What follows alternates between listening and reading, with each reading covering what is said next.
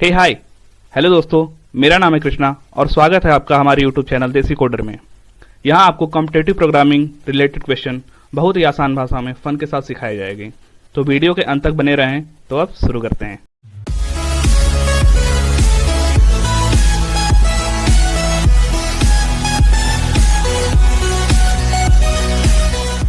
तो आते हैं अपने हैकर रैंक के डैशबोर्ड पे और आज हमारे 30 डेज ऑफ कोड सीरीज का डे 7 है। तो आते हैं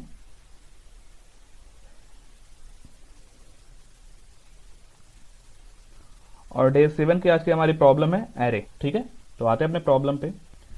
यहाँ पे हमारा ऑब्जेक्टिव है today we are learning about the array data structure. ठीक है, तो आज हम एक डाटा स्ट्रक्चर के बारे में बात करेंगे, इसका नाम है एरे।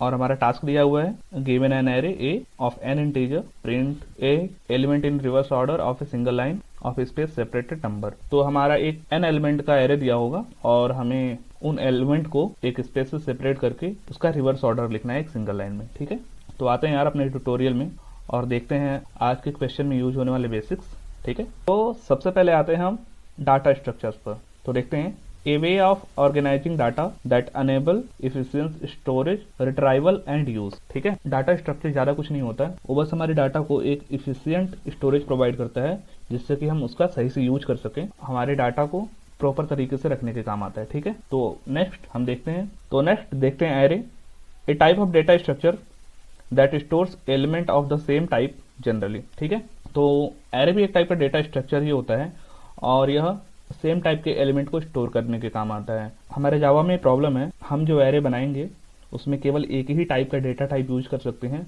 अगर इंट टाइप का एरे बनाएंगे तो उसमें केवल इंट वैल्यू स्टोर कर सकते हैं और अगर फ्लोट है तो उसमें केवल फ्लोट वैल्यू ले सकते हैं। ठीक है, जबकि पाइथन में ऐसा नहीं है, उसमें कोई भी वैल्यू एक साथ स्टोर कर सकते हैं। ठीक है, तो यहाँ हमें सारे क्वेश्चन जावा में ही सॉल्व करने हैं। तो देखते हैं एक बारी और अच्छे तरीके से कि आखिर एरे होता क्या है। ठीक है, तो इसके लिए हम आते हैं गिग्स फॉर गिग्स की साइट पे। ठीक है, कि an array is a collection of item stored at continuous memory location. ठीक है, तो एरे में हम कोई भी एलिमेंट को एक कंटिन्यूअस वे में स्टोर करते हैं। ठीक है, the idea is to store multiple item of the same type together.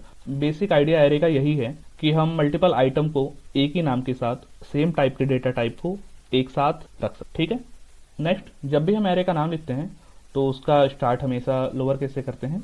ठीक है, तो नेक्स्ट एरे के इंडेक्सिंग के बारे में बताया गया है और अगर आप हमारी प्रीवियस वीडियो फॉलो करते आ रहे हैं तो आपको पता होगा कि एरे की इंडेक्सिंग क्या होता है। और अगर आपने एरे की इंडेक्सिंग देखनी है तो आप हमारे चैनल देसी कोडर को विजिट कर सकते हैं। ठीक है, तो नेक्स्ट आते हैं, कुछ कोड दिया हुआ है कि हमारा आगे एरे काम कैसे करता है और हम किसी भी स्पेसिफिक एरे पोजीशन के वैल्यू को प्रिंट कैसे करते हैं। ठीक है, तो यहाँ पे यही है। अब फाइनल इंट है, एरे साइज है, तो यहाँ पे हमारे एरे का साइज दिया हुआ है जो कि 4 है। ठीक है, उसके बाद एरे का डिक्लेरेशन है, यहाँ पे एक स्ट्रिंग एरे बनाया हुआ है स्ट्रिंग टाइप का। ठीक है, जो हमारे एरे के वैल्यू को स्टोर करने के काम आएगा। ठीक है, उसके बाद एक फॉर लूप है जो आई से शुरू होकर जो हमारे इंडेक्सिंग 0 से शुरू होती है। उसके बाद एरे की साइज जो कि हमारा एरे का साइज होगा वहां तक जाएगी और हर बारी नेक्स्ट पोजिशन पे प्रिंट होती जाएगी वैल्यू। ठीक है, उसके बाद जो हमारे स्ट्रिंग एरे आई है उसकी इंडेक्सिंग है और उसको हमें इस टाइप से प्रिंट करना है, this is stored in index. ठीक है, और उसके बाद हम वैल्यू को प्रिंट कर देते हैं और यहाँ पे उसका आउटपुट है this is stored in index 0। ठीक है, okay, most language also have a method attribute और a member that allows you to retrieve the size of an array. Most of language जो होती है हमारे एरे के साइज बनाने के लिए कुछ मेथड या एट्रीब्यूट या कुछ और फंक्शन प्रोवाइड करती हैं, लेकिन हमारे जावा में एक डॉट लेंथ नाम का फंक्शन होता है जो हमें एरे की लेंथ बताती है। तो जब भी हमें एरे की लेंथ फाइंड करनी होती है तो हम एरे का नाम लिख देते हैं, उसके बाद डॉट लेंथ लगा देते हैं तो हमें एरे की लेंथ फाइंड कर देते हैं कि उसमें कितने एलिमेंट है। ठीक है, एक नोट भी दिया हुआ है यार, the final keyword use in the code above is a means of protecting the variables value by locking it to its initialize value. तो यहाँ पे ठीक है फाइनल कीवर्ड का यूज हुआ है जिसका यूज हम वेरिएबल की वैल्यू को प्रोटेक्ट करने के लिए करते हैं लॉकिंग के थ्रू। जब भी हम फाइनल कीवर्ड का यूज करते हैं और उसके बाद हम उस वेरिएबल की वैल्यू को अगर हम दोबारा असाइन करते हैं तो एक एरर जनरेट हो जाएगा। ठीक है, उसके बाद note on array in C++। तो यहाँ पे कुछ सी में कोड लिखा हुआ है, तो यहाँ पे C++ प्रोग्रामिंग लैंग्वेज में एरे कैसे यूज होता है उसके बारे में कुछ बताया गया है। ठीक, यहाँ पे भी इंट n है जो कि साइज ऑफ एरे बताएगा। ठीक है, उसके बाद सीन है, जैसा हम अपने यूजर से इनपुट लेते हैं उसके लिए यहाँ पे हम सीन यूज करते हैं। ठीक है, उसके बाद एरे अननोन साइज का बनाया है। ठीक है, तो नेक्स्ट अब आते हैं अपने प्रैक्टिस चैलेंज पे।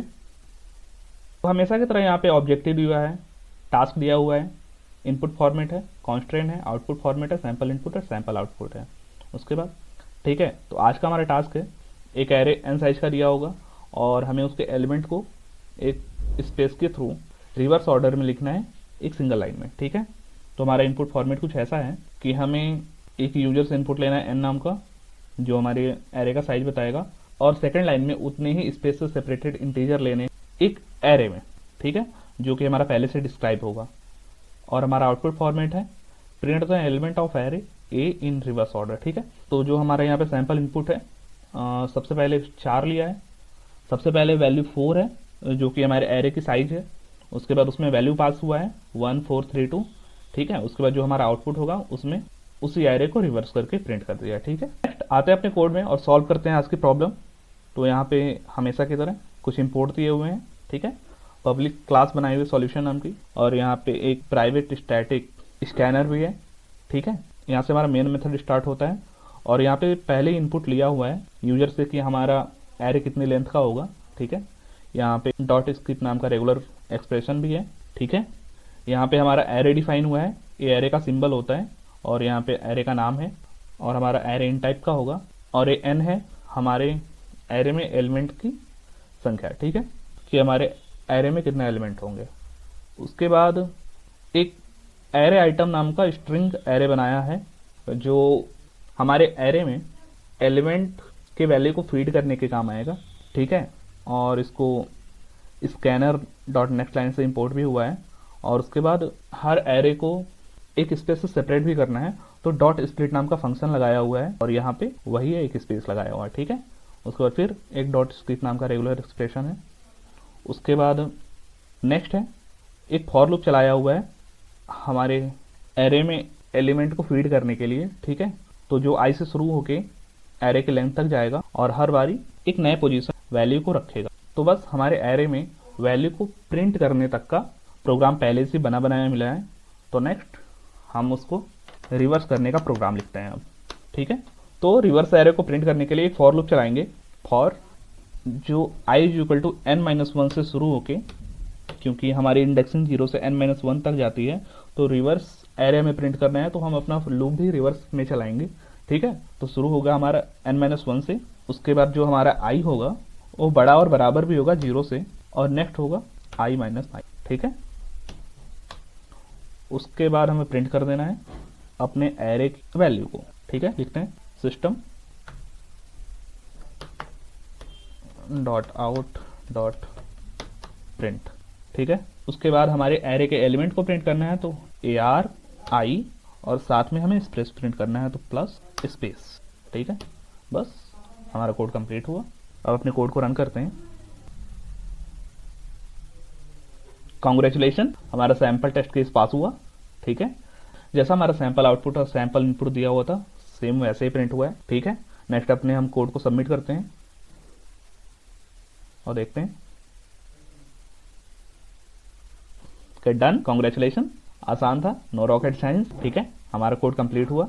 अब नेक्स्ट आते हैं, देखते हैं हमारा कोड काम कैसे किया। ठीक है, तो सबसे पहले यहाँ पे हमने इनपुट डाला है n नाम का कि हमारे एरे की लेंथ कितनी होगी। ठीक है, उसके बाद हमने एक एरे डिफाइन किया जिसकी लेंथ n है। उसके बाद एक एरे आइटम नाम का स्ट्रिंग एरे बनाया जिसमें हम एलिमेंट के वैल्यू को यूजर से लेंगे और उसको एक स्पेस से सेपरेट कर किया है। ठीक है, नेक्स्ट उसके बाद हमने एक फॉर लूप यूज किया जिसके थ्रू हमने एक एरे बनाया और जिसमें हमने कुछ वैल्यू पास की, जैसे यहाँ पे दिया है 1 4 3 2। ठीक है, उसके बाद नेक्स्ट हम आए अपने दूसरे फॉर लूप में। यहाँ पे हमारा जो फॉर लूप था वो रिवर्स ऑर्डर में चला और हमें रिवर्स ऑर्डर में वैल्यू को प्रिंट करके दे दिया। ठीक है, तो बस यही था आज का। तो बस आज की क्लास हम यहीं पे समाप्त करते हैं। अगर आपको हमारी वीडियो अच्छी लगी हो तो हमारे चैनल देसी कोडर को सब्सक्राइब करें और हमारे वीडियो को लाइक करें, और अपने दोस्तों क्लासमेट जो भी कोडिंग सीखना चाहते हैं या जिनकी इच्छा है कॉम्पिटिटिव कोडिंग से रिलेटेड क्वेश्चन करने की, तो उनके बीच में डेफिनेटली ज़्यादा से ज़्यादा शेयर करें। अगर आपके पास हमारे वीडियो से रिलेटेड कोई सुझाव हो तो हमारे कमेंट बॉक्स में जरूर शेयर करें। फिर मिलते हैं नेक्स्ट वीडियो में एक नई प्रॉब्लम के साथ और एक नई मस्ती के साथ। तब तक के लिए bye, keep learning, keep coding. धन्यवाद।